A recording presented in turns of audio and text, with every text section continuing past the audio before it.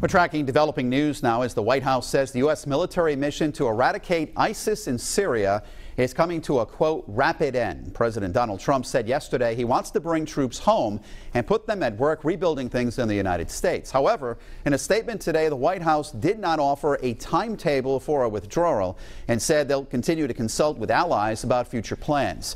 Senator Jack Reed says many things need to be considered before a decision is made. And one factor that should be considered is that the relative stability in Iraq is a function of some of our efforts in Syria, and there would be repercussions in Iraq too.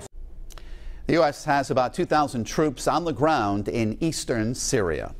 Eyewitness News analyst Lieutenant General Reginald Centracchio joins us now in studio. We just heard from Rhode Island Senator Jack Reed.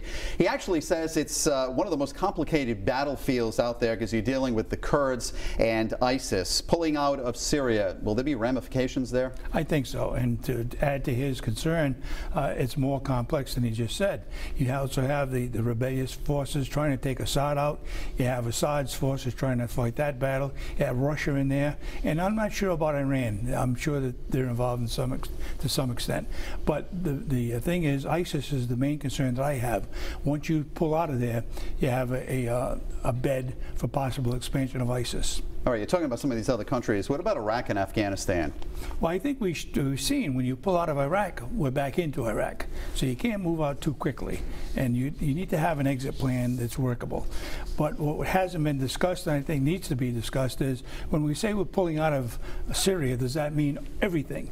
That means we're going to stop hitting ISIS targets with air, and we're going to stop hitting them with drones. We're going to just back out of there totally. I don't think that's going to be the plan. So we don't know if it's a total pullout just yet. Correct. What happens to Assad if we do leave? I think you can guarantee he'll stay in power.